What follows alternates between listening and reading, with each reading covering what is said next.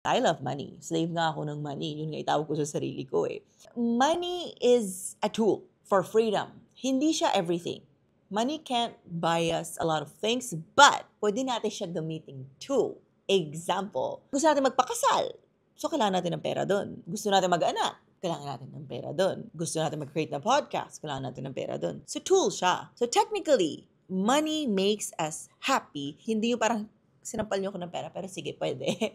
Magiging happy ka na. We need to know how to use it. Kasi I know a lot of people with so much money, but they're miserable. Kasi ginamit nila ng wrong way yung tool na yon. And di na sila makabalik. So addiction, babae o lalaki, ginamit nila sa mga ganun. So for me, ang atake ko talaga dyan is build it. If you have a business, keep on building it. And of course, enjoy it. Nung nag-30s na ako, ngayon na lang ako nag-designer na things kasi parang deserve ko na medyo di na ako nag-travel masyado. Kaya yung mga tao nagsasabi sa akin, dati di ka naman naka-Zimmerman, di ka naman naka-Bottega. Parang girl, dati di ko rin afford.